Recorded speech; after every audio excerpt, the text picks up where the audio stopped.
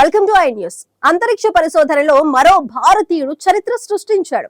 భారత మూలాలున్న నాసా వ్యోమగామి Anil Menon Russia Soyuz MS-29 వ్యోమ నౌకలో విజయవంతంగా అంతర్జాతీయ అంతరిక్ష కేంద్రం అంటే ISS కు చేరుకున్నారు.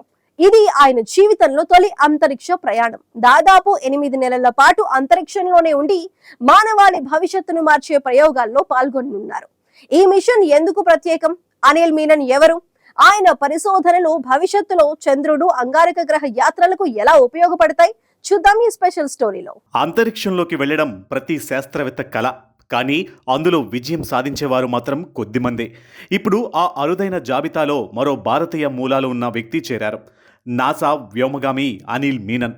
రష్యా సోయుజ్ MS-29 వ్యోమనౌకలో 2 రష్యన్ కాస్మోనాట్లు ప్యోతార్ డుబ్రోవ్, అన్నా కికీనాతో కలిసి విజయవంతంగా అంతర్జాతీయ అంతరిక్ష కేంద్రానికి చేరుకున్నారు. ఇది ఆయన జీవితంలో తొలి స్పేస్ మిషన్. అంతరిక్ష కేంద్రానికి చేరుకున్న తర్వాత అక్కడ ఉన్న వ్యోమగాములు వారికి ఘనస్వాగతం పలికారు.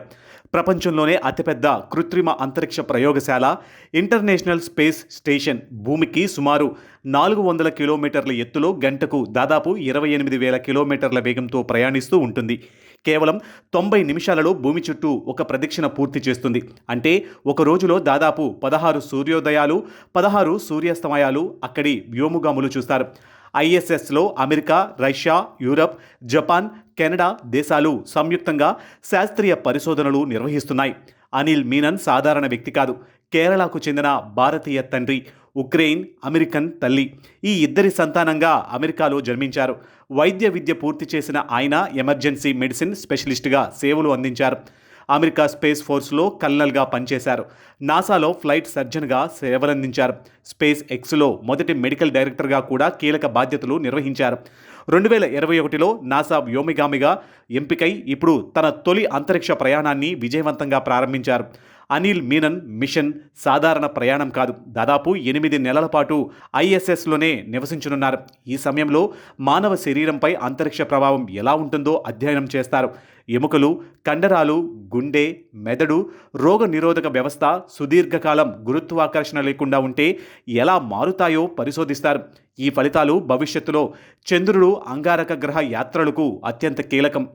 ఈ మిషన్లో మరో కీలక అంశం ఆర్టిఫిషియల్ ఇంటెలిజెన్స్, AI ఆధారిత వైద్య నిర్ధారణ వ్యవస్థలను పరీక్షించనున్నారు. అంటే భవిష్యత్తులో చంద్రుడిపై లేదా అంగారక గ్రహంలో డాక్టర్ లేకుండానే AI సహాయంతో వ్యోమగాములు ఆరోగ్యాన్ని పరిశీలించే టెక్నాలజీ అభివృద్ధి చేయాలన్నది లక్ష్యం. అంతేకాదు మైక్రోగ్రావిటీలో సెమీకండక్టర్ తయారీపై కూడా పరిశోధనలు జరగనున్నాయి. భూమిపై తయారు చేయలేని అత్యంత నాణ్యమైన చిప్స్ను భవిష్యత్తులో అంతరిక్షంలో తయారు చేసే అవకాశాలను ఈ పరిశోధనలు పరీక్షించనున్నాయి. నాసా ప్రస్తుతం అత్యంత ప్రతిష్టాత్మకంగా చేపడుతున్న ప్రాజెక్ట్ ఆర్టిమిస్ ప్రోగ్రాం. ఈ ప్రోగ్రాం ద్వారా మళ్లీ మనుషులను చంద్రుడిపైకి పంపాలని, ఆ తర్వాత అంగారక గ్రహానికి మానవ యాత్రలు నిర్వహించాలని అమెరికా లక్ష్యంగా పెట్టుకుంది. అనిల్ మీనన్ నిర్వహించే పరిశోధనలు ఈ భవిష్యత్ మిషన్లకు కీలక సమాచారాన్ని అందించనున్నాయి. ప్రత్యేకించి దూర అంతరిక్ష ప్రయాణాలలో మనిషి ఆరోగ్యాన్ని ఎలా కాపాడాలి, ఏ టెక్నాలజీలు అవసరం అనే అంశాలలో ఈ ప్రయోగాలు కీలక పాత్ర పోషించనున్నాయి. కల్పనా చావ్లా, సునీత విలియమ్స్, రాజాచారి, ఇప్పుడు అనిల్ మీనన్ ప్రపంచ అంతరిక్ష పరిశోధనలో భారత మూలాలు ఉన్న శాస్త్రవేత్తలుగా వరుసగా తమ ప్రతిభను చాటుతున్నారు. వీరి విజయాలు ప్రపంచవ్యాప్తంగా భారత యువతకు స్ఫూర్తిగా నిలుస్తున్నాయి. ఇస్రో విజయాలతో పాటు ప్రపంచంలోని అగ్రశ్రేణి అంతరిక్ష సంస్థల్లో భారతీయుల ప్రాధాన్యం రోజురోజుకు పెరుగుతూనే ఉంది. 8 నెలల పాటు కొనసాగే ఈ అంతరిక్ష మిషన్ కేవలం శాస్త్రీయ పరిశోధన మాత్రమే కాదు, మానవజాతి భవిష్యత్తు అంతరిక్ష ప్రయాణాలకు బాటలు వేసే కీలక అడుగు. భారత మూలాలు ఉన్న అనిల్ మీనన్ తొలి స్పేస్ ఫ్లైట్ ప్రపంచవ్యాప్తంగా కోట్లాది మందికి గర్వకారణంగా మారింది. 2027 ఏప్రిల్లో ఆయన భూమికి తిరిగి వచ్చే వరకు ఈ మిషన్ నుంచి ఎన్నో కీలక శాస్త్రీయ ఫలితాలు వెలువడే అవకాశం ఉంది.